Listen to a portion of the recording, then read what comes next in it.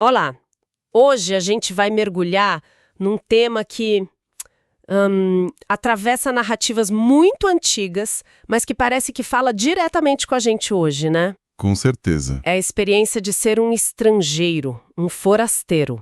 As fontes que a gente analisou, que são trechos sobre os patriarcas bíblicos Abraão, Jacó, José, defendem uma ideia bem surpreendente. E o nosso objetivo aqui é justamente esse, né? Investigar esse padrão. Isso, porque a condição de estrangeiro não é só um detalhe. Não é. É o motor central da jornada espiritual deles. A tese do material é ousada. Muito. Sugere que Deus, de uma forma ativa, transforma as pessoas em forasteiras. E é justamente nessa condição, nessa vulnerabilidade, que um novo tipo de encontro acontece. Essa é a questão que a gente quer desvendar. O que significa ser arrancado da sua própria terra, das suas certezas. Porque as fontes indicam que, longe de ser o fim da história, esse é o verdadeiro começo. É o ponto de partida. Quase um pré-requisito para algo maior. Exato. E talvez ao entender essa dinâmica antiga, a gente consiga jogar uma luz sobre o que significa se sentir um estranho no nosso próprio mundo hoje. Vamos então para o começo de tudo. Para o arquétipo, Abraão. A história dele começa com uma frase que é, assim, de um impacto absurdo. Vete de tu tierra. Sai da tua terra. É muito forte. Eu fico tentando imaginar o peso disso. Não é um convite para uma viagem, né? É uma ordem, uma ruptura total com tudo. E o que é fascinante é o contraste que o texto faz com o pai dele, Terá. Ele também começou uma migração, saiu de Ur, mas parou no meio do caminho. Morreu em Harã. A jornada dele parece ter sido um projeto humano, né? Isso. Talvez buscando pastos melhores, algo assim. Uma migração que perdeu o fôlego. A de Abraão, então, é de outra natureza. Não é um plano dele. Ele é chamado a deixar para trás o que o texto chama de as 3 bases da identidade: a família, a casa do pai e a terra. É um despojamento completo. Ele parte para um lugar que ele nem sabe qual é, só por causa de uma voz. E é aí que a lógica se inverte. O texto argumenta que não se trata de um azar, de um infortúnio, é uma estratégia divina. Deus ativamente o transforma em forasteiro. A pergunta é, por quê? A resposta que a fonte dá é que essa condição força ele a um novo tipo de dependência. Ele não pode mais confiar nas estruturas humanas, sabe? Família, clã, pátria. Toda a segurança dele precisa ser transferida para algo invisível, uma promessa. É uma troca impressionante. Ele perde o chão concreto em troca de um futuro que ele não vê. A fonte descreve bem essa escuridão, essa incerteza do processo. Ele está literalmente andando no escuro, né? Com certeza. E o único mapa dele, a única bússola, é essa promessa. E aí vem a grande virada. Que é? Embora ele perca a terra, ele recebe a promessa de se tornar uma grande nação. A perda de um território físico abre espaço para a fundação de um povo. O desenraizamento é o que permite uma nova raiz. Uma raiz baseada na fé, não no solo. Exatamente. E a promessa vai além, né? Diz que nele serão abençoadas todas as famílias da terra. Então, o ato de se tornar um estrangeiro sozinho é o que o transforma numa figura universal. A condição que parecia diminuir ele, na verdade, o expande. O paradoxo é esse: ao se tornar um homem sem terra, ele vira o ponto de partida para um projeto que abrange a terra inteira. Se a jornada de Abraão foi essa obediência quase cega, a história do neto Jacó complica tudo. Complica muito. Aqui a condição de estrangeiro não nasce da fé, nasce da fraude. A coisa fica bem mais humana, mais bagunçada. É uma ótima observação. A jornada de Jacó não começa com um chamado divino, mas com uma trapaça. Ele engana o pai, rouba a bênção do irmão, Esaú. O ponto de partida dele é o erro, a ambição, e ele tem que fugir. O exílio dele é uma consequência, não uma vocação. E ele passa 20 anos como estrangeiro na casa do tio, Labão. O texto que a gente analisou detalha como essa experiência foi brutal. Ele não é um peregrino honrado, ele é um trabalhador explorado. É a grande ironia da história dele, né? Totalmente. O enganador passa 2 décadas sendo enganado. A fonte sugere que ele está provando do próprio veneno. Ele quer casar com Raquel, trabalha 7 anos por ela e, na noite de núpcias, o tio entrega a Lia, a mais velha. E ele tem que trabalhar mais 7 anos. Ele aprende da forma mais dura o que é ser passado para trás. Mas, ao mesmo tempo, é nesse período, como forasteiro vulnerável, que ele constrói tudo. Isso é fundamental. Ele não herda nada, ele constrói a família, as 12 tribos, a riqueza, com muita astúcia, muito trabalho. Então, o exílio, que começa como punição, vira o lugar da sua formação. Sem dúvida. Essa experiência o molda. Ele deixa de ser o filhinho da mamãe e vira um homem que luta por si. E tudo isso culmina no retorno, naquela luta noturna no Val de Jaboque. Ele está prestes a reencontrar o irmão que enganou e está apavorado. E no meio da noite, ele luta com esse ser misterioso. Um anjo, talvez Deus, ele luta até o amanhecer. E se recusa a soltar o oponente até ser abençoado.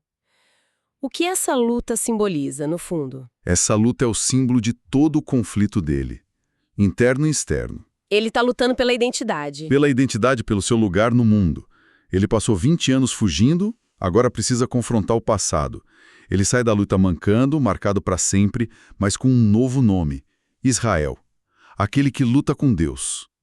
E com a bênção que lhe arrancou a força. Então ele precisou ser um estranho, exilado, para finalmente se encontrar? Transformado e ferido. A marca na anca é um lembrete. A maior bênção veio da maior luta dele. Uma luta que só aconteceu porque ele era um homem sem lugar. E quando a gente pensa que o tema não podia ficar mais intenso, vem a história de José. É aqui que o tema chega no ponto mais extremo. É o ápice, sem dúvida. Se Abraão foi chamado e Jacó fugiu, José não tem escolha. Ele é violentamente arrancado de casa. Isso. Ele é vendido como escravo. Pelos próprios irmãos. Ele não é só um estrangeiro. Ele vira uma mercadoria numa terra estrangeira. A descida dele é vertiginosa. De filho favorito, com aquela túnica colorida, a escravo. E quando as coisas parecem melhorar, ele é acusado injustamente e jogado na prisão. Ele chega no fundo do poço, perde tudo. Família, liberdade, nome. No Egito, ele é um ninguém. Um hebreu, um escravo, um prisioneiro. É o estado máximo de impotência. E, paradoxalmente, a nossa fonte argumenta que é nesse ponto mais baixo que o plano divino começa a se manifestar de forma mais clara. Sim, porque no meio dessa escuridão algo acontece. Na prisão, ele começa a interpretar sonhos. Primeiro, dos companheiros de cela. Depois, do próprio faraó. A habilidade dele, que antes causava inveja, vira ferramenta de ascensão. E de uma hora para outra, o prisioneiro estrangeiro é chamado na presença do homem mais poderoso do mundo para decifrar um sonho que ninguém entendia. E ele não só interpreta o sonho, sobre os 7 anos de fartura e os 7 de fome, como também apresenta um plano econômico detalhado para salvar o Egito. Incrível. E o que chama a atenção aqui é como a condição dele de estrangeiro foi, na verdade, a maior qualificação. Como assim? Por não ser egípcio, talvez ele tivesse uma perspectiva de fora mais objetiva. Todo o sofrimento o tornou sábio, prudente, ele foi forjado no fogo. Até que a gente chega no grande momento da reconciliação, anos depois, quando os irmãos vão ao Egito comprar comida. E não fazem ideia de que o governador todo-poderoso é o irmão que eles venderam. O texto destaca a frase que José diz a eles, que é a chave de tudo. É uma das frases mais poderosas da narrativa. Não temam.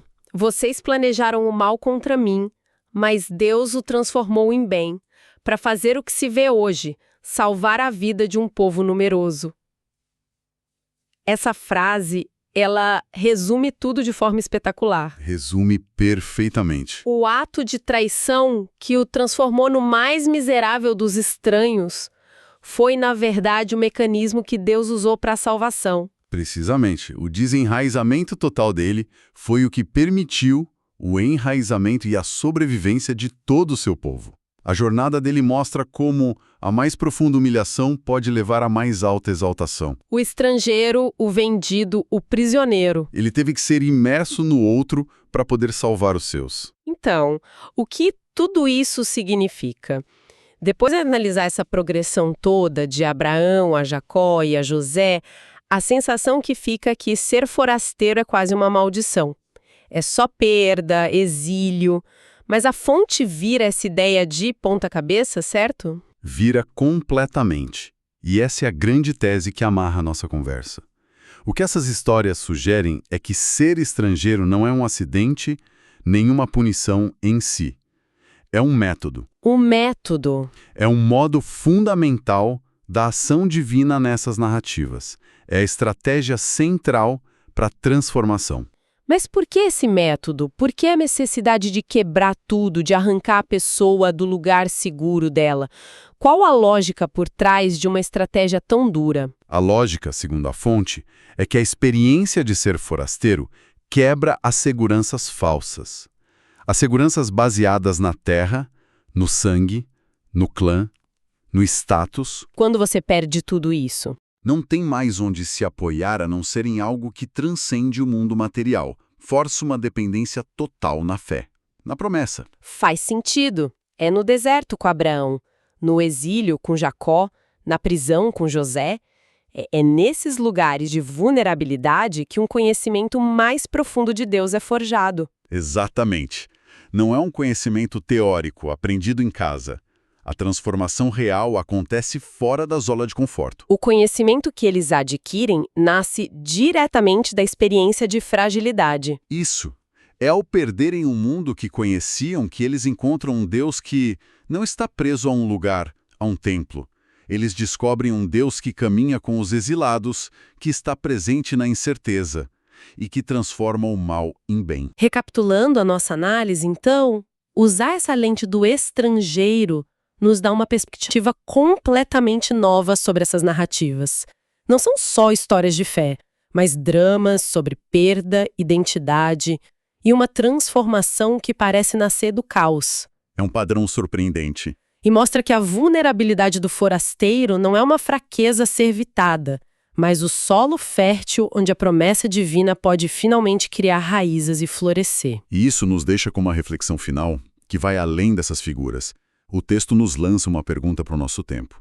Num mundo que se diz cada vez mais conectado, mas onde tanta gente se sente isolada, deslocada, até dentro das próprias comunidades ou famílias. O que significa hoje se sentir um estranho. Exato. E se a gente seguir a lógica surpreendente dessas histórias, que transformações inesperadas, que encontros profundos podem estar nos esperando justamente nessas experiências de não pertencimento.